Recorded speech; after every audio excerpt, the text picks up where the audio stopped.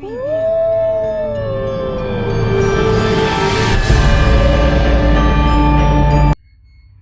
वालेकुम, नमस्ते, सत श्री अकाल, हेलो एवरीवन।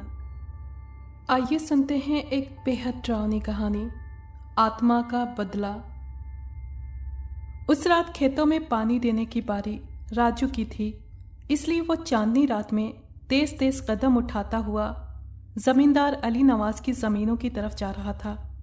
अचानक उसे महसूस हुआ जैसे कोई और भी है जो उसके पीछे चला आ रहा है।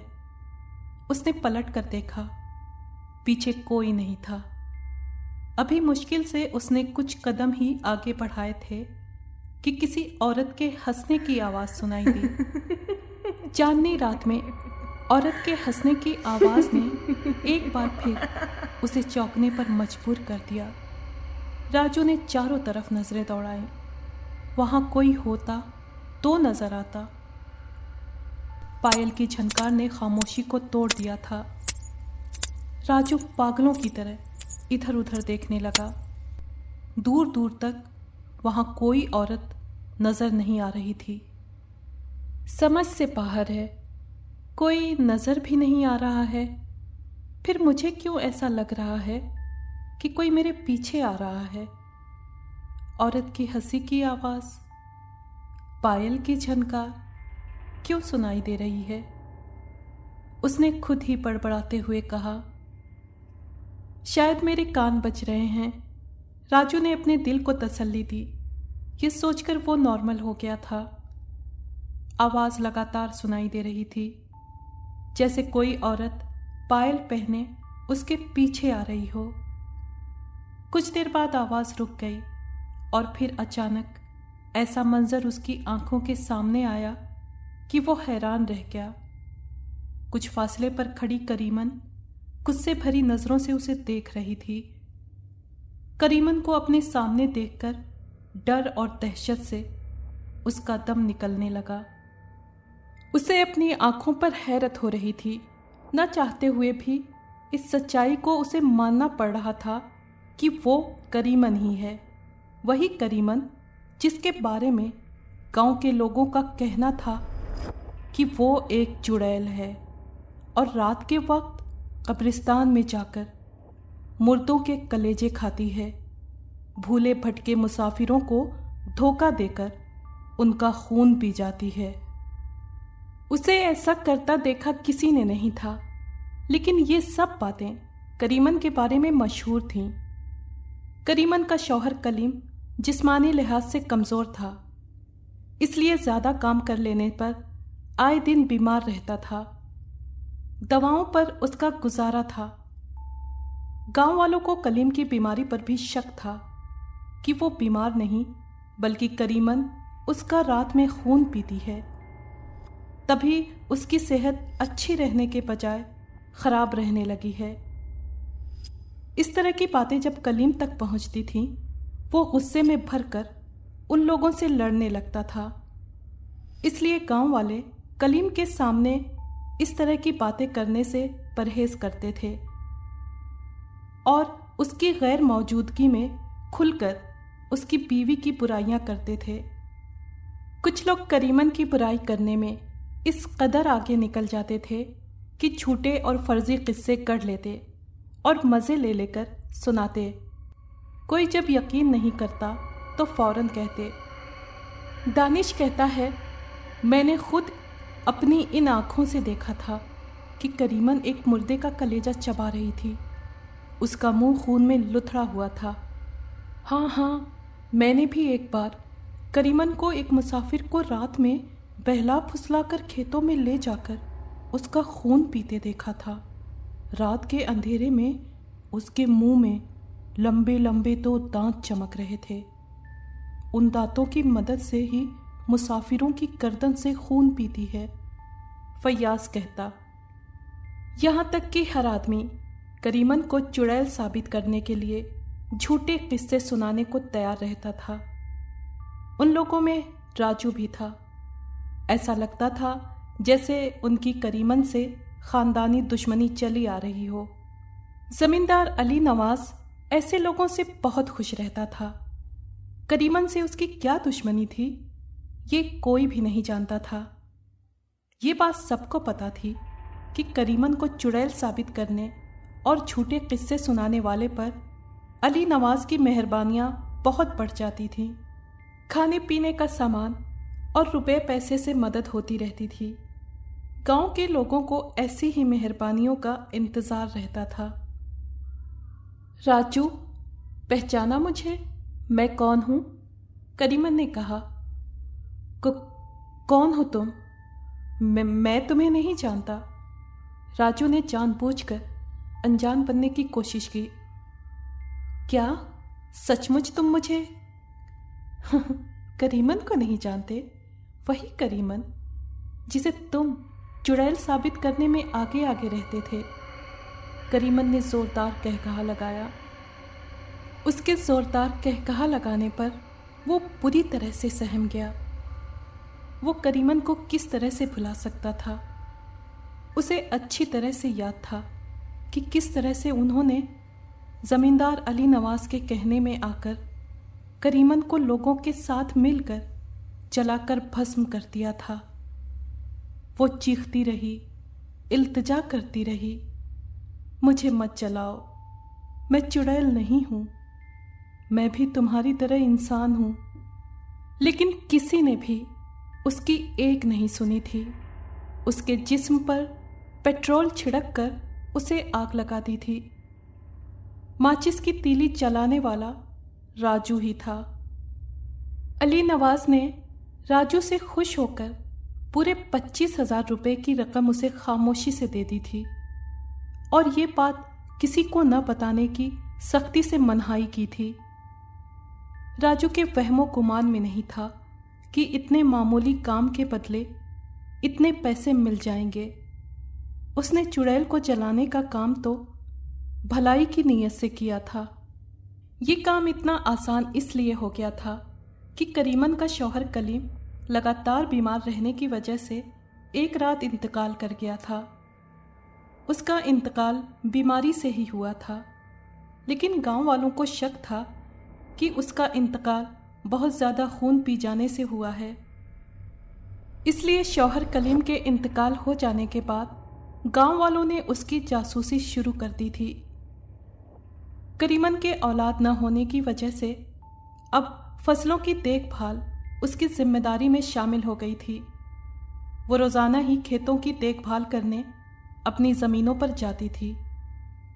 वो अपने शौहर को खेतों में काम करता देखती थी, इसलिए खेतों में उसे काम करने में कोई परेशानी नहीं हो रही थी। क्यों राजू, मुझे देखकर तुम्हारा दम क्यों निकल रहा है? अभी मैंने तुम्हारा खून भी नहीं पिया, फिर भी तुम इतने परेशान हो। मुझे माफ़ कर दो, मैं तुम्हारे आगे हाथ जोड़ता हूँ, खुदा के लिए मुझे माफ़ कर दो। राजू बोला।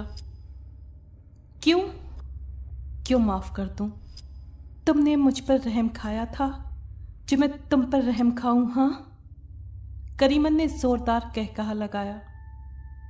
मुझसे बहुत बड़ी गलती हो गई थी, अब ऐसा नहीं होगा। राजू बेहद घबराया हुआ था। राजू, अब बचा ही क्या है? मुझे तुमने जिंदा जलाकर मार डाला। मेरा शौहर भी इस दुनिया में नहीं है। हमारी जायदाद पर जमींदार का कब्जा हो चुका है। ये सब तुम लोगों की वजह से ही हुआ है।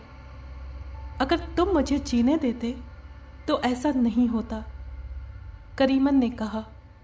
तो तुम्हारे लिए पूरे गांव में मशहूर था कि तुम चुड़ैल हो, इसलिए हमने ऐसा किया।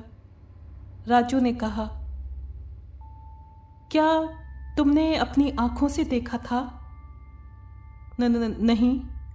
फिर क्यों तुमने एतबार किया? बोलो, जवाब दो। खामोश फिजा में राजू की चीख बुलंद हुई और फिर खामोशी छा गई। सुबह होने पर लोगों ने राजू की लाश देखी। ऐसा लगता था کہ جیسے کسی درندے نے بری طرح سے اس کی گردن کو پھمپھوڑ کر رکھ دیا ہو۔ گردن سے نکلے خون نے اس جگہ کی زمین کی مٹی کو سرخ کیا ہوا تھا۔ کھیتوں سے اٹھا کر راجو کی لاش کو گاؤں لائے جانے پر کوہرام مچ گیا۔ گھر والے بین کر رہے تھے، جبکہ پورے گاؤں کے لوگوں کے دماغ پر دہشت بیٹھ گئی تھی۔ کسی کی کچھ سمجھ میں نہیں آ رہا تھا کہ یہ سب کیا ہوا ہے۔ کچھ لوگ دبی دبی زبان میں کہہ رہے تھے کہ یہ کریمن چڑیل کو جلانے کا نتیجہ ہے، اب اس کی آتما گاؤں میں کسی کو بھی نہیں چھوڑے گی، ایک ایک سے انتقام لے گی۔ سب سے زیادہ ڈرا ہوا گاؤں کا زمیندار علی نواز تھا۔ اس نے پاسٹ میں بھی اسی طرح کے الگ الگ لوگوں کی زمینوں کو ہڑپ کیا تھا۔ علی نواز کو یہ شوق تھا کہ اس کی گاؤں میں اتنی زیادہ زمینیں ہوں کہ کوئی اس کا مقابلہ نہ کر سکے۔ اس مقصد کے تحت وہ کسی ایک بندے کو بھروسے میں لے کر، جس کی زمین ہتھیانی ہوتی تھی، اس کی بیوی کے بارے میں افواہ پھیلا دیتا تھا کہ وہ چڑیل ہے اور راتوں میں لوگوں کا خون پیتی ہے، قبرستانوں سے مردوں کے دل اور کلیجہ نکال کر کھا جاتی ہے۔ اس طرح زمیندار نے ان گنت لوگوں کی زمینیں ہتھیا لی تھیں، لیکن کبھی کوئی ایسی گھٹنا، ایسا واقعہ گاؤں میں پیش نہیں آیا تھا۔ یہ اپنی طرح کا گاؤں میں پہلا واقعہ ہوا تھا جس نے گاؤں والوں کو دہلا کر رکھ دیا تھا۔ کئی دن تک پھر کوئی واردات نہ ہونے پر گاؤں والوں کو سکون ملا تھا اور انہوں نے ڈرنا چھوڑ دیا تھا۔ زمیندار نے بھی سکون کا سانس لیا تھا، ورنہ اس نے سوچ لیا تھا کہ وہ شہر جا کر کسی عامل سے مدد لے گا۔ اس کا شہر میں ایک عامل جاننے والا تھا۔ کبھی جب وہ کسی پریشانی میں ہوتا تھا تو وہ اس عامل کے پاس چلا جاتا تھا۔ وہ عامل کالے جادو کا ماہر تھا۔ اس کے پاس لوگوں کا ہر وقت تانتا بدھا رہتا تھا۔ ایک صبح زمیندار جب سو کر اٹھا تو اسے ایسا محسوس ہوا کہ جیسے اس کے سرہانے کوئی کھڑا ہے۔ اس نے پلٹ کر دیکھا تو وہاں کوئی بھی موجود نہیں تھا۔ اس نے اپنا وہم جان کر باتھ روم کی طرف قدم بڑھائے۔ اچانک گھنگرو بجنے کی آواز سنائی دی۔ وہ آواز باتھ روم سے ہی آ رہی تھی۔ ایسا لگ رہا تھا کہ جیسے کوئی باتھ روم میں ہے۔ کون ہے اندر؟ اس نے پوچھا۔ جواب میں خاموشی رہی۔ اس نے پھر پوچھا۔ جواب میں خاموشی ہی رہی۔ مجبوراً زمیندار نے باتھ روم کا دروازہ کھول کر اندر جھانکا۔ باتھ روم میں کوئی نہیں تھا۔ اسے بڑی حیرت ہوئی، حالانکہ اس نے خود اپنے کانوں سے گھنگرو کی آواز سنی تھی۔ ایک رات فیاض کھیتوں میں پانی دینے کی ڈیوٹی کر کے گھر کو لوٹ رہا تھا۔ ایک پیڑ کے پاس سے گزرتے ہوئے کوئی چیز پیڑ سے اس پر گری۔ وہ اگر فوراً سے پیچھے نہیں ہو جاتا تو وہ چیز اس پر گر جاتی۔ فیاض نے چونک کر اس چیز کو دیکھا۔ وہ کوئی عورت تھی۔ چہرے پر بال اس طرح بکھرے ہوئے تھے کہ چہرہ دکھائی نہیں دے رہا تھا۔ وہ عورت زمین سے اٹھ کھڑی ہوئی۔ فیاض ابھی تک حیرت سے بت بنا اسے دیکھ رہا تھا۔ جیسے ہی اس عورت نے اپنے چہرے سے بال ہٹائے، وہ کریمن تھی۔ کریمن کو دیکھ کر فیاض کو ایک زبردست جھٹکا لگا۔ اس کے وہم و گمان میں بھی نہیں تھا کہ اس کا سامنا اس طرح سے ہو جائے گا۔ اس کی سمجھ میں نہیں آ رہا تھا کہ وہ کیا کرے۔ فیاض، مجھے دیکھ کر کیوں تیرا دم نکل رہا ہے؟ کیا اس سے پہلے تو نے مجھے دیکھا نہیں؟ بول، خاموش کیوں ہے؟ کریمن نے کہا۔ تم زندہ کیسے ہو؟ فیاض نے کہا۔ جیسے تم زندہ ہو ایسے ہی میں زندہ ہوں، وہ زوردار قہقہا لگا کر بولی، اور میں اس وقت تک زندہ رہوں گی جب تک زمیندار علی نواز مر نہیں جاتا۔ تجھے میرا ساتھ دینا ہوگا، ورنہ تیرا انجام راجو سے بھی زیادہ بھیانک ہوگا۔ مجھے کیا کرنا ہوگا؟ فیاض ہکلایا۔ میری بات غور سے سن۔ زمیندار علی نواز خونی ہے۔ اس کے جسم میں کسی رات ایک بری آتما آ جاتی ہے اور وہ راتوں میں لوگوں کا خون پیتا ہے، اور یہی نہیں بلکہ اکثر قبرستان میں جا کر تازہ قبر کھود کر مردے کا دل کلیجہ چبا جاتا ہے۔ تجھے زمیندار کا یہ روپ لوگوں کو بتانا ہوگا۔ میں یہ بات کس طرح سے زمیندار کے خلاف بول سکتا ہوں؟ میں نے اسے کسی کا خون پیتے نہیں دیکھا۔ فیاض نے بے بسی سے کہا۔ تو نے مجھے کسی کا خون پیتے دیکھا تھا؟ پھر تو نے مجھے چڑیل کس طرح سے ثابت کیا تھا؟ ہاں، اسی طرح سے تجھے زمیندار کو ثابت کرنا ہوگا۔ زمیندار کا اصل روپ دیکھنا چاہتا ہے تو ابھی اور اسی وقت زمیندار کے ڈیرے پہ جا کر دیکھ، اس کے منہ پر انسانی خون لگا ہوگا۔ کریمن نے غصے سے اس کی طرف دیکھا۔ میں دیکھ لیتا ہوں۔ فیاض اس کے اس طرح سے دیکھنے پر گھبرا گیا تھا، اور پھر فیاض تیز بھاگتا چلا گیا اور زمیندار کے ڈیرے پر جا کر ہی سانس لیا۔ زمیندار اسی وقت نیند سے جاگا تھا۔ اس کی نظر جیسے ہی ڈرے ہوئے فیاض پر پڑی تو وہ چونکا۔ فیاض، کیا بات ہے؟ تو اتنا گھبرایا ہوا کیوں ہے؟ صاحب، مجھے کریمن ملی تھی، وہ کہہ رہی تھی۔ یہ کہتے کہتے وہ رک گیا۔ ہاں بول، کیا کہہ رہی تھی؟ صاحب، آپ پر الزام لگا رہی تھی کہ آپ انسانوں کا خون پیتے ہیں۔ وہ بکواس کرتی ہے، اس میں ہمت ہے تو میرے سامنے آ کر بات کرے۔ زمیندار غصے میں بولا۔ صاحب، آپ کے منہ پر خون لگا ہوا ہے۔ فیاض نے ہمت کر کے کہہ ہی دیا۔ زمیندار یہ سن کر گھبرا گیا اور اپنا چہرہ آئینے میں دیکھا۔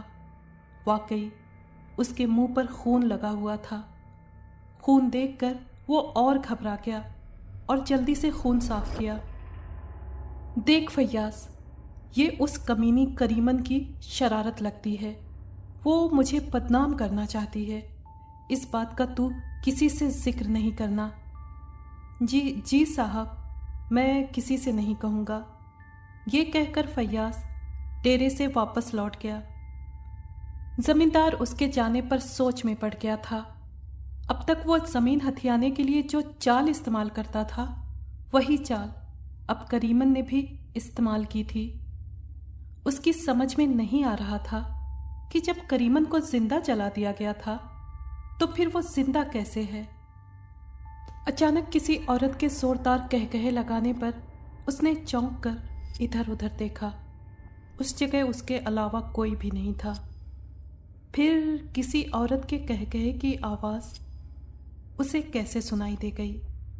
زمیندار نے اسے اپنا وہم خیال کیا۔ دوپہر میں راہ چلتے ہوئے فیاض کی دانش سے ملاقات ہو جانے پر اس نے صبح کے گھٹنا کے بارے میں ڈیٹیل سے بتایا، جسے سن کر دانش بھی ہکا بکا رہ گیا۔ اچانک کسی عورت کے زوردار کہکہے لگانے پر اس نے چونک کر ادھر ادھر دیکھا۔ اس جگہ اس کے علاوہ کوئی بھی نہیں تھا۔ پھر کسی عورت کے کہکہے کی آواز اسے کیسے سنائی دے گئی؟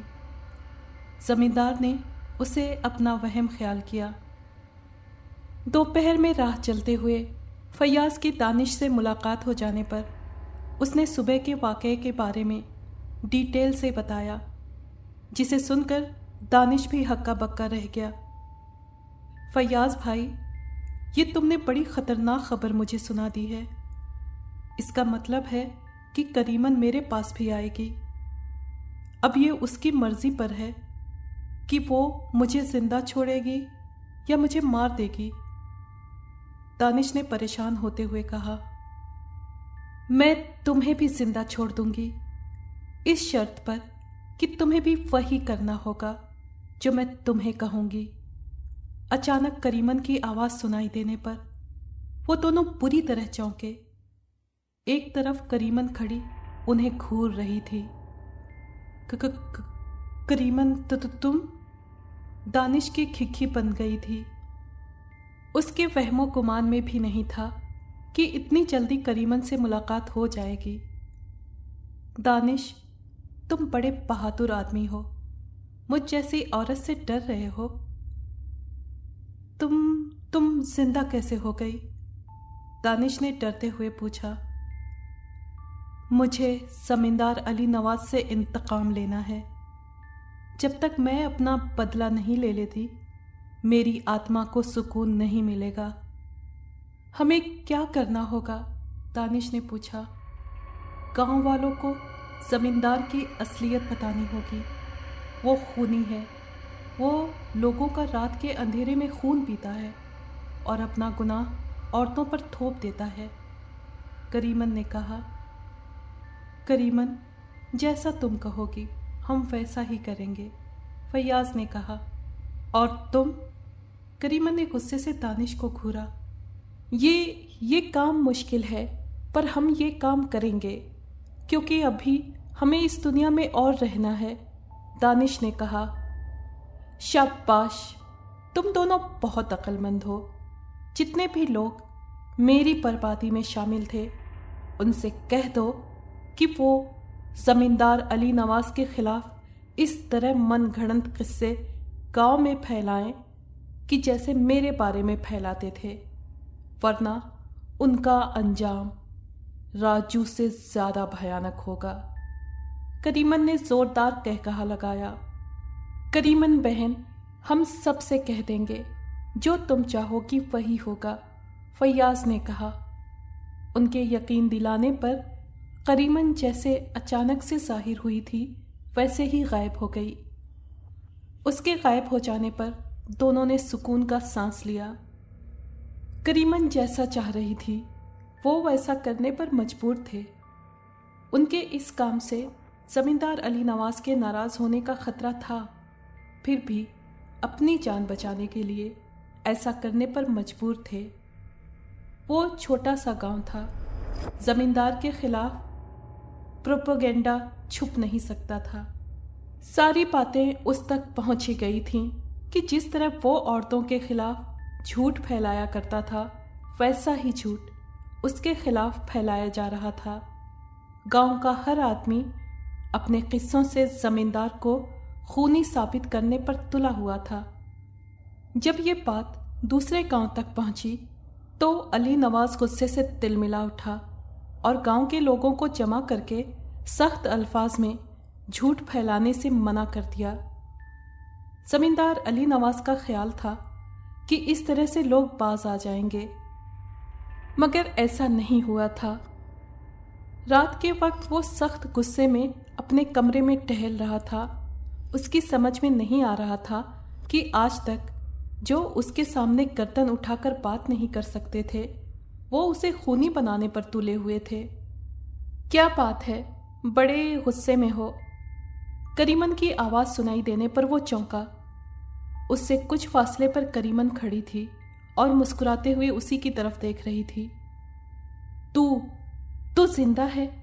زمیندار نے غصے سے اس کی طرف دیکھا۔ یہ سب تیری شرارت ہے، تو ہی لوگوں کو میرے خلاف بھڑکا رہی ہے، زمیندار علی نواز غصے سے چیخا۔ ہاں، یہ سب میرے کہنے پر ہی ہو رہا ہے۔ تو کیا چاہتی ہے؟ میں چاہتی ہوں کہ جس طرح مجھے جلا کر مارا گیا ہے ایسے ہی تو بھی جل کر مرے اور تجھے مارنے والے وہی ہاتھ ہوں جنہوں نے مجھے زندہ جلایا تھا۔ یہ ناممکن ہے، ایسا کبھی نہیں ہوگا۔ ایسا ہوگا اور ضرور ہوگا، کریمن زور سے چیخی۔ تیری بھول ہے کریمن، میں ایسا نہیں ہونے دوں گا۔ جو ہاتھ میری طرف بڑھیں گے میں انہیں کاٹ کر پھینک دوں گا۔ علی نواز گرجا۔ میں بھی دیکھتی ہوں کہ تم ایسے کیسے کرتے ہو۔ یہ کہتے ہوئے کریمن اس کی نظروں کے سامنے سے غائب ہو گئی۔ زمیندار اسے حیرت سے دیکھتا رہ گیا۔ کچھ دن گزرنے پر گاؤں میں عجیب طرح کی وارداتوں میں اضافہ ہو گیا، بڑھوتری ہو گئی۔ رات میں بھولے بھٹکے سے کوئی مسافر گاؤں میں آ جاتا، پھر صبح میں اس کی لاش ہی لوگوں کو ملتی تھی۔ موت کے ڈر سے گاؤں کے لوگوں نے رات میں نکلنا ہی بند کر دیا تھا۔